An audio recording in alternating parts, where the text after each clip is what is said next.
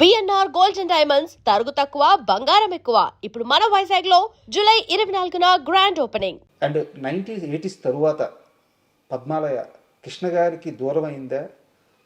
అంటే దూరం అయిందా మీన్స్ ఏంటంటే కృష్ణ గారితో సినిమాలు చేయడం కంటే కూడా బాలీవుడ్లో ఎక్కువ సినిమాలు చేశారు.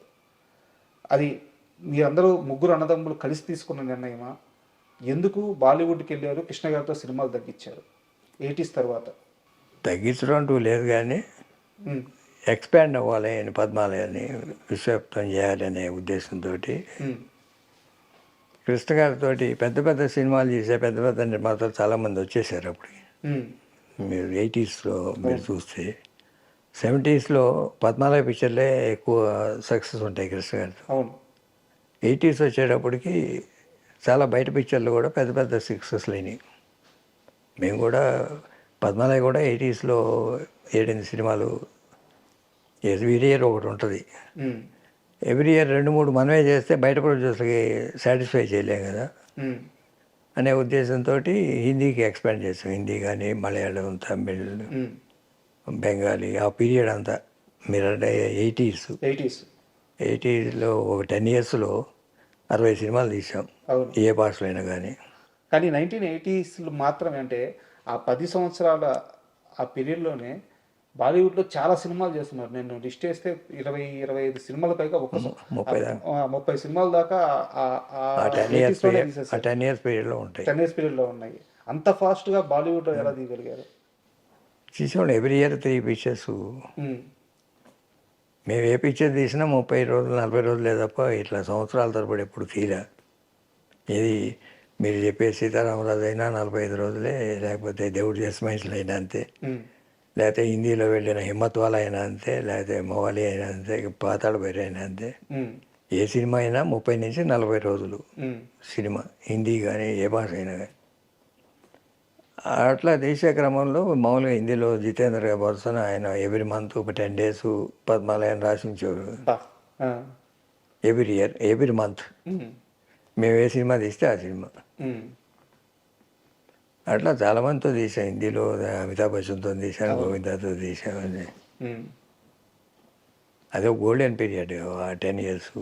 తెలుగులో కూడా పెద్ద పెద్ద సినిమాలు, ఈనాడు, ప్రజారాజ్యం, సింహాసనం, ముగ్గురు కొడుకులు, కొడుకు ఇద్దరు కాపురం, నా పిలుపు ప్రపంచం, ఇట్లా చాలా ఉన్నాయి. కాకపోతే మనమే వరుసన అన్ని సినిమాలు చేయటం కరెక్ట్ అనిపించుకోదు. బయట ప్రొడ్యూసర్లు కూడా మీరు చూస్తే 80sలో అన్ని కృష్ణ గారి పెద్ద పెద్ద హిట్స్ ఉంటాయి. చిన్న సినిమాలు కూడా ఏదో వియ్యాల వారికి అలాంటి సినిమా కూడా హిట్టే ఉంటుంది.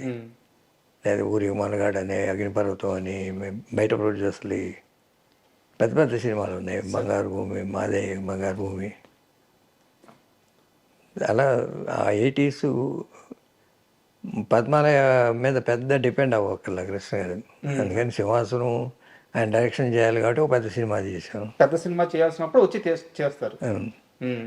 తీసే టైంలో రాఘవేంద్రరావు గారితో నేను గొడవ అన్న కానీ చిన్న డిస్టర్బెన్స్ వచ్చింది పద్మాలయకి అని చెప్పి అంటారు. ఏంది ఇష్యూ ఏంది రాఘవేంద్రరావు గారితో? తెలుగులో రాఘవేంద్రరావుతో సినిమా ఎప్పుడు చేయలేదు. కరెక్ట్, తెలుగులో తీయలేదు, హిందీలో చేసాం. హిందీలో హిమ్మత్ వాళ్ళ తీశారు. కానీ ఇంకో సినిమాకి రాఘవేంద్రరావు చేయనని చెప్పారు. రాఘవేంద్రరావు అయితే చేయకపోతేనే రాఘవేంద్రరావు అసోసియేట్ చేస్తామని చెప్పేసి ఒక సినిమాకి ఆయన అసోసియేట్ని తీసుకెళ్ళి పట్టుబట్టి సినిమా తీశారు అంటారు.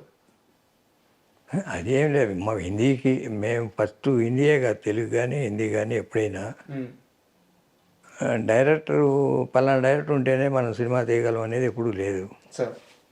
మేము ఎప్పుడైనా మాకు అనుకూలంగా ఉండే డైరెక్టరు, లేకపోతే యూనిట్ డైరెక్టరు, యూనిట్ డెసిషన్స్ ఎక్కువ ఉంటాయి సినిమా మేకింగ్లో. వన్ మ్యాన్ డైరెక్టర్ డెసిషన్ అనేది ఉండదు మాకు. అట్లా అనుకూలంగా ఉండే డైరెక్టర్స్తోనే సినిమాలు తీసాం. తెలుగు 70 సినిమాలు 80 సినిమాలు చేసిన అన్నీ అట్లనే ఉన్నాయి. హిందీ కూడా అంతే. హిందీలో రాఘవేంద్రరావు చేశారు కదా అని మేము అడగచ్చు. హిందీలో Raghavendra Rao I have introduced him to Hindi కొత్తగా. అంతేగాని రాఘవేంద్రరావు పెద్ద డైరెక్టర్ని ఏం తీసుకోలేదు. మరి రాఘవేంద్రరావుని తర్వాత ఒక సినిమా చేయమని అడిగితే చేయనన్నాడని చెప్పి ఆయన అసోసియేట్ని తీసుకెళ్ళి మీరు ఒక సినిమా చేయలేదా? అదేం లేదు, అతను మాకు 3 సినిమాలు చేశాడు ఒకే సంవత్సరం. హిమ్మత్ వాలా చేశాడు, జస్టిస్ సౌదా చేశాడు, కామయాబు చేశాడు, హోషియార్ చేశాడు.